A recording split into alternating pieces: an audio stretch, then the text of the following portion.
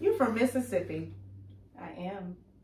Bay Springs, Mississippi. I know Bay Springs. I've never heard of that until, you know, I met you and we talked and got to know each other. Yeah. I'm like, wow, Mississippi. Yeah, so let me just share a little bit about Mississippi. Bay Springs, Mississippi. Shout out to Bay Springs, by the way.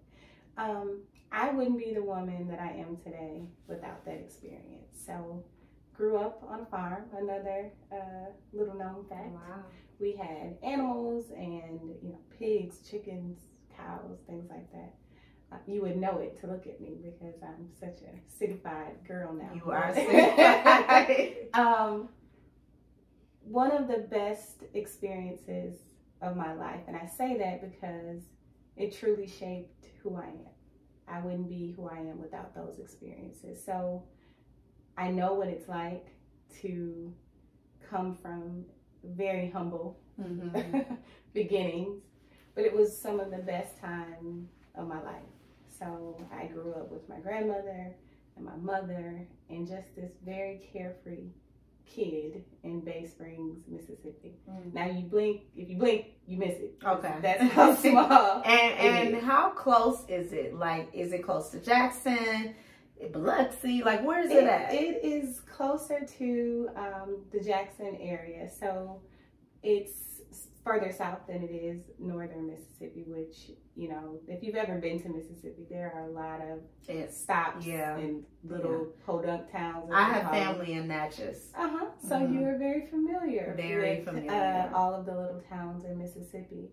But the thing that I will say about Bay Springs, Mississippi is that once you have been there and lived there, everyone treats you like family.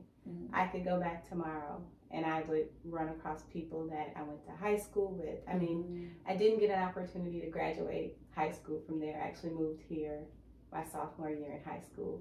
But I'm on a thread right now on Facebook with the class that I would have graduated with if I would have stayed. So that's how close knitted that community is. So like you're a true Southern belle at heart. I am a belle. Thank you for having me. Yeah, you a belle. You a belle. And so like where you are today, like who would have thought merging those two worlds? Like what would you take from home? What have you taken from home? And how have you incorporated that into your life? That's a great question. And I will say at the core of who I am, it's really being good and kind to others. I'm a very people-centric person, which is interesting sometimes to people because unless you actually kind of get to know me, I can be a little reserved. And sometimes people think that means something else, but it doesn't. I'm just reserved by nature. But I love people. I love interacting with people. I love talking to people. I love hearing people's stories. And so growing up the way that I did and having the grandmother that I did, she was the type of person where you treat the CEO like you treat the janitor, right? You treat everybody with respect. You don't look down on people. You treat people as equals. And so that is something that I tried to carry with me to honor her and to honor the way that I was raised. You know, my grandmother and my mother, they didn't really tolerate disrespect. And so I learned to be like, yes ma'am, no ma'am. I learned to be very respectful to people around me. And also to take pride in what you do. So growing up, my grandmother cleaned houses. And that was her job. She was a maid, right? Like there's no other way of saying it, but she worked for a family called the Wilson family. And sometimes she would take us with her to go and to clean. And she took such pride in her work because you could think to be a maid, right? Like, oh, but she took pride because she felt like there was a level of trust. They allowed her to come into their home. They trusted her to handle these things for her. So she, even though it was a job like cleaning up after people, she didn't take it as if it was anything less than. So we grew up having a sense of pride in our work and the things that we would do, and that's carried me through McDonald's, from McDonald's to McDonald's to the corporate world, but it's always treating people with respect, being respectful, and honestly taking pride in what I do. What would your grandmother say about you today? I would like to think that she would be extremely proud. The one thing that she would always tell me is that you could do anything. You could do anything you put your mind to. You're so smart. You're so gifted. You're so talented. She told me that. And I think a lot of young people nowadays don't have that kind of cheerleader in their corner. Life is busy. Parents are trying to keep their head above water. They're just trying to make it. And so kids end up falling, you know, between the cracks, so to speak. But I had someone who prayed for me, who prayed over me, who poured into me, and she was just absolutely everything. And one of the biggest accomplishments for me was for her to see me graduate college. She was there when I graduated college, you know, and she was so proud. She was so proud. And I was proud, and I was grateful to have her be there to share that with me. But it always made me want to push and achieve more. So I've never stopped. Honestly, never stopped. I love that because, you know, the things that she's taught you, I can definitely see that in you, in your, you know, conversation and just how you approach things and how you talk to people. And so Grandma did a good job. Thank you. I appreciate it. Grandma did a good job. And so now you are in a place, I'm pretty sure, in a place where you've prayed to be. Yes, ma'am. And so what is that feeling like? And then what did it take to get here?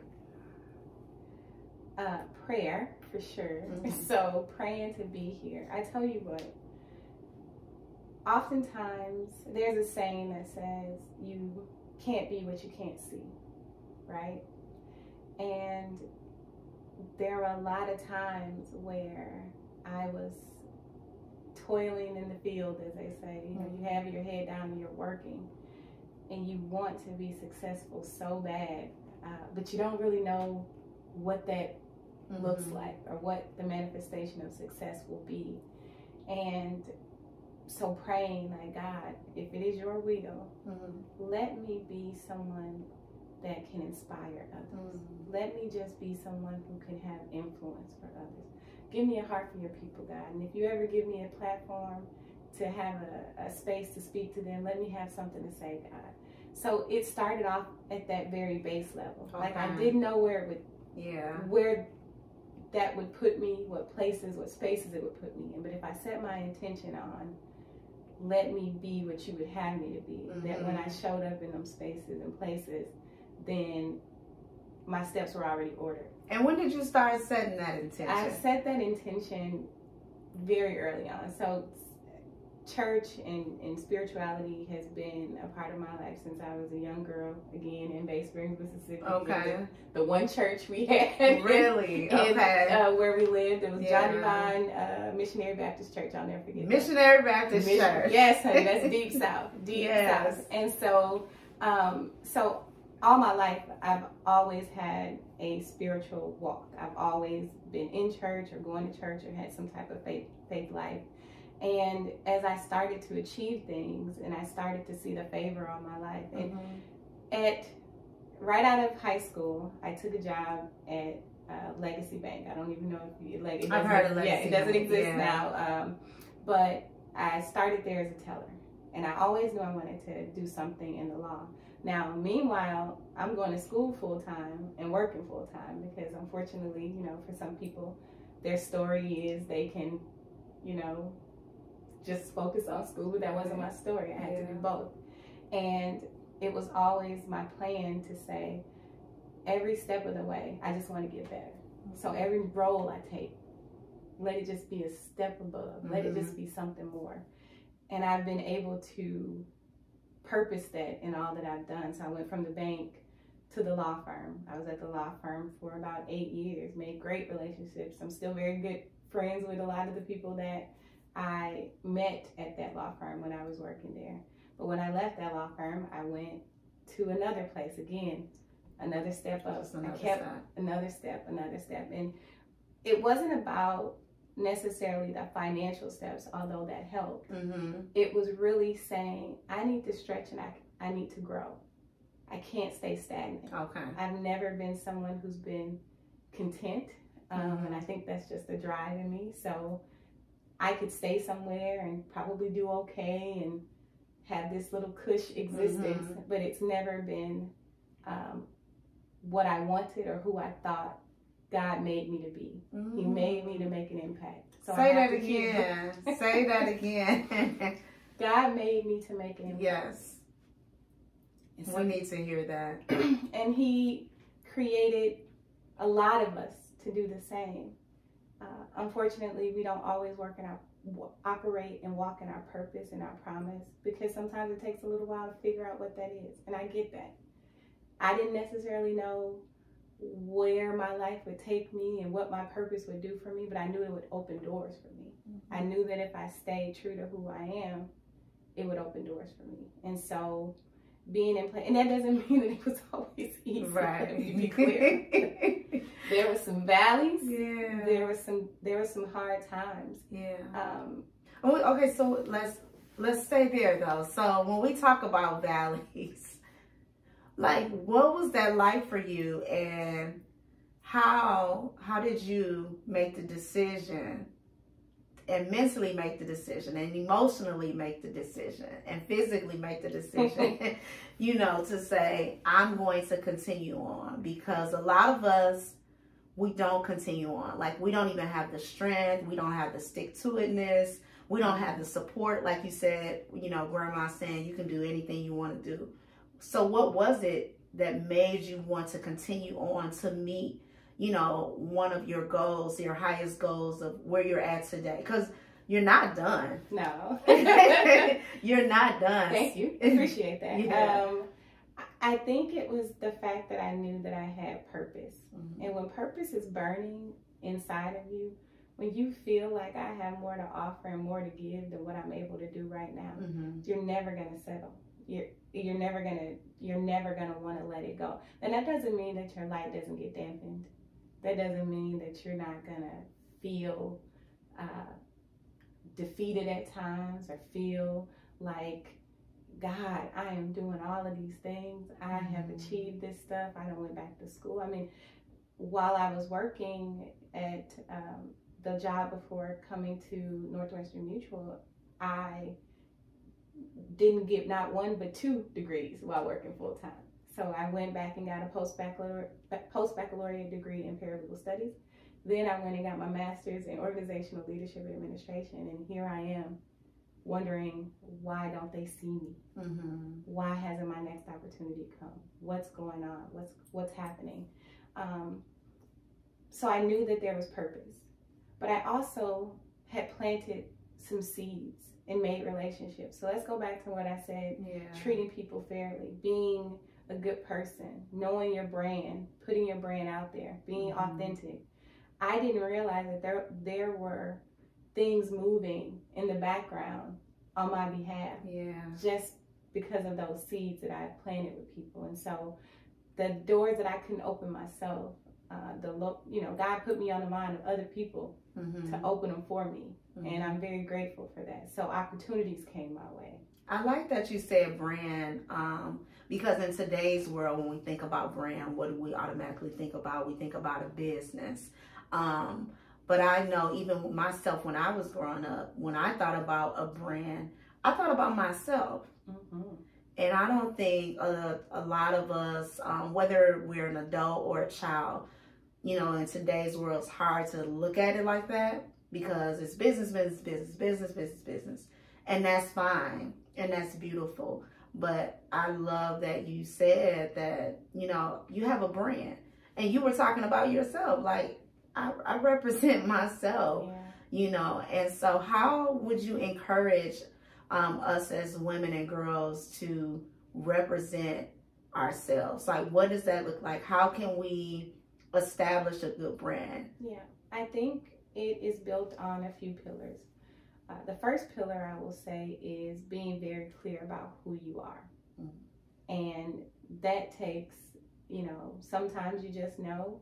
For others, it takes a little bit of soul searching, because we have these setbacks. Things happen to us and we start to question who we are or what we bring to the table, what we have to offer. So one, start to become very clear about who you are and what you have to offer. The second thing I will say is then set your intention on what and how to accomplish those things that you want for your life. So one, who am I? Who am I? We got Two, that. What do I want? What do I want? And the third thing is showing up and being authentically yourself. Yes. And connecting with people in an authentic way. We are in a society right now where there's a lot of sort of transactional connections, right? We make connections with people because we hope that somehow, some way they can get us to another level. And sometimes they can. Networking is important. I'm not saying it isn't. But the best connections are made when they're genuine, because a person is going to really know who you are when they can get to know you on a genuine level. Yeah. And those are the type of connections that will have people speaking up for you in rooms and in spaces that you're not in, when they can vouch for you. Not everyone can see our work, that, not everyone we're going to work hand in hand with, so they can, oh yeah, that Kris, she does good work. They might not know that about you, but what they may know is she's smart, she's professional, she is thoughtful in her approach. Every time I've interacted with her, it's been a great interaction. And that's just on who you are. It has nothing to do with your work. But when they see you're also capable, well, that's a trifecta. Right. So being very, very clear about those things. And I say that a lot of growth happens. We're not meant to be stagnant beings, right? We grow. We are ever evolving. So being very clear with yourself about what that next level looks like, how you can continue to better yourself, how you can continue to grow. We all have gaps, and that's okay. But never settle. Your brand is going to always represent who you are. And so be very clear and authentic about that. And intentional. Clear and I love it. That's like a beautiful small TED Talk in itself for how we can be clear on us just as a brand in itself. And then if you have an extension of a business brand, that's fine. Yeah. But like they bleed over. Yeah. It bleeds over. Yeah, it bleeds over. What's something that you love most about yourself? Oh, that's a good one. My heart. I truly have a heart for people, and I care deeply. Now, that can be tough, because when you do have a heart, your heart can be bruised and tattered and battered because, you're kind of sensitive. But I feel like if I was meant to be anything other than who I am, then God would have made me that way. So I'm very tenderhearted and sensitive, but I think that that's what makes me unique. Yeah. What's the area in your life where it was a challenge for you as a woman, but today you stand boldly in it? Relationships. Okay. Relationships are challenging. Not that I couldn't be in them and have them. We all have a history or a story, but I found myself always trying to flip myself inside out or turn myself upside down to be who I thought other people wanted me to be. Whether it was friendships, whether it was, guy-girl relationships, partnerships. I struggled with sort of identity, right? And showing up and being okay with all of my flaws and my quirks and my, you know, freckles or whatever. Like I struggled being comfortable in that space. And I'm very grateful now that I got very clear about what makes me me is what makes me special. Yes. And the right person is going to appreciate that and celebrate that. Yes. And I love how your husband celebrates you. We're talking about celebrating. And he's the right person for you, how he uplifts you and celebrates you and honor you. We see publicly. But like, I'm going to keep him. You going to keep him? I'm going to keep him. Like privately, you know, like we know it has to be the same. Like what is it about him that helps you to be who you are today? I appreciate his partnership. I appreciate him pushing me and understanding this journey that I'm on. So I'm not going to say I'm this super domesticated housewife kind of girl. I am. I cook, I clean, I do those things. Yeah. But there's some days that I don't. And he's okay with that because I'm working. Yeah. During this marriage, like I said, I went to school. So I've gotten masters in this program, this certification and that certification. And just the level of support, whether it's holding down things at home so that I can focus on my studies, so that I'm at class at night, me starting this business that I wanted to have. At every pass, he's just been my biggest cheerleader and a supporter. And I think that's what you need with a true partnership. It's support. You see it often where people are in relationship and the partners don't really, you know, the husband might not be supporting the wife, and the wife may not be supporting the husband, but support and partnership means everything. And then having someone to be your cheerleader. Yeah. I'd like to think that I do that for him too, but I guess you'll have to ask him. Yeah, I have to ask him off camera. Is she supporting you? She holding you down. She holding you down. Yeah, I love that great partnership because that definitely helps you to show up in the world today. So the current role that you have, talk a little bit about that and talk about, you know, how did you get into that role and what does it mean to you?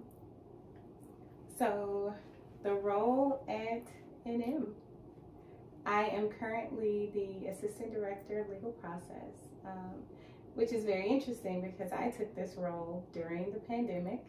And if you wonder whether or not it is interesting, leaving one company, going to a new company in the middle of a pandemic while remote.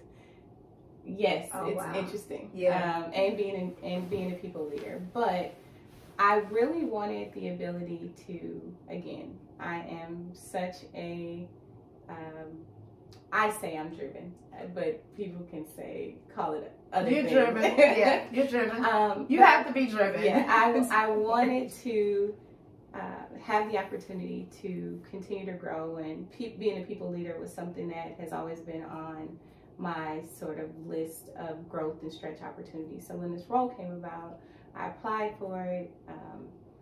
I'm not going to say I didn't think I would get it, but I was, you know, kind of, let's see what happens. And had the interviews, and they went extremely well. And I think one of the biggest tests when you're interviewing for a new company with a new role is how well you're able to engage with the people you're talking to. And it was like me and my current manager were old friends. The relationship and the conversations just flowed, and it was so easy. So when I was offered the role, I of course accepted it, but it was very apparent to me, like, this is going to be a new muscle that you're going to have to sort of stretch and grow, because this is all very new. I'm coming from a manufacturing background, a law sort of background, law firm background, and this is insurance in the law. So different scope, but it was by far the most amazing decision that I've ever made, because what I've been able to accomplish and the things that I've been able to do thus far within this organization have been just great. I've been able to get in where I fit in, tap into our ERG, meet people, build relationships, which is amazing because we're kind of remote. I've not been able to meet everyone in person. But I think that's just a testament to how the organization is run. They're very people-centric, and I can appreciate that. And I think that there's always opportunities to continue to stretch yourself and to grow. And so it's been a phenomenal ride thus far. Love it. And a lot of us are pivoting, you know, during this pandemic season. You know, if you watch the news, like, the percentage is super high of people deciding to say, I don't want this job anymore. Actually, I'm going to start a business. Actually, I'm going to work from home because that's much better for me. And one of the latest things that's interesting to me, and it looks like eventually, I don't know, but we may get there, the 4-day work week. Thoughts? I think that what I will say is I think people have to do what's right for them. This is a very crucial time to evaluate your family life. It's to evaluate what work looks like for you and what makes you feel whole and complete. The pandemic has taken a lot from a lot of people, whether it's death, whether it's, being ill and sick and things like that. So that's forced people to really reevaluate what's important to them. And so for some people, having the ability to be completely remote so that they can tend to their children, or so that they can, take care of an elderly loved one, or so forth and so on, that's what works for them. And I respect it. For other people, they miss the social interaction. They miss not being able to see people. Think about it. If you live alone, you're like, I just want to engage with people. I just want to see somebody. So I think it's really case by case. But I will say that organizations are going to have to come to terms with the fact that people are screaming they want flexibility. And if this pandemic has taught us anything, it has taught us that work can be done wherever you are. And so I don't think companies are going to shy away from that reality. I think they're going to have to embrace it. Now, what that's going to look like, it's going to be different. I know a lot of companies are going to a 3-2 model, which is 3 days in the office, 2 days remote, and that's going to work for some people. Again, I think it's going to be so fluid because the pandemic and the variants and all of that has been very fluid. We've been having, we've had to pivot, adjust, be agile. I don't see that changing anytime soon. Okay. Not only during this pandemic have people, had to sort of reevaluate things and see what's important to them, but I think they've also picked up other interests. And with those other interests, you see people jumping into entrepreneurship, and maybe whether they're making handbags or whether they're making, ornaments, whatever they're doing, they're finding ways to be fulfilled. And so for myself, when I was trying to figure out, now, even though I started this before the pandemic, I think the pandemic allowed for a little bit of time to have some ideation. You had time to sit and finally think and think about ideas. You're not kind of on the go. And, wanting to expand my own personal business. It's beautifully blended. And it was a passion of love, my passion project of having a safe space to engage with people who have blended families or who are looking to blend their families. And so I created Beautifully Blended to try to engage that group. I don't think a lot of conversation is had about having to navigate that space and what that feels like. And so being in a blended family myself and not being really sure of how to navigate that, I felt like, you know, there has to be some other people out here that's experiencing what I'm experiencing. So hopefully that started me to work on a blended family workbook. So I'm hoping to have that done. Yeah, we can't wait till that come out. Thank you. Okay. And how can we get in contact with you regarding the book, the program? Okay, so right now I have a webpage. So it's www.beautifullyblended.com. And I have a Facebook page, and it's Beautifully Blended. You'll see videos out there, me and my hubby, and we're talking about different things. But I'm also hoping to have some more classes with COVID. That has made it pretty difficult. But I love being able to get people in a room together and having conversations around blended families and the challenges people are experiencing, because I think that we can all learn from one another. So in those spaces, it's key to sit down with each other, hear what other people are going through, hear how other people are navigating their challenges, and you know, come together to figure out how we can best help one another. Okay, well, lead the charge. We're here. We're going to be following you. You know, you're amazing all by yourself. You know, everything that you have accomplished thus far. But who are some of those special women in your life who has empowered you to be the woman you are today? I don't want to make anybody upset with this. I don't want to leave out anyone. So I will say, like I said, I talked about my grandmother early on. Certainly my mother, and I don't feel like I give her enough credit. So hopefully when she sees this video, she will be like, oh, for her strength. A lot of us have mothers who have been through things, right, in their life, and it's not always been easy. But I see resilience in her, and that makes me very proud of her. And I have amazing village of women around me who support me. I have friends who've been friends for 20 plus years. I don't want to call out specific names because everyone in their own right provides a light. That's how you know you have a good village, because every time I come to this question, it's like, okay, I don't want to call out a specific person, but that's how you know that your village is good and is strong. Yeah, I have some amazing women in my life, and I think what we have to also acknowledge is that there's room for everybody. There's room for everyone. And if people want to pour into you and shine their light on you, there's room to receive all of that goodness. There's not enough goodness in the world.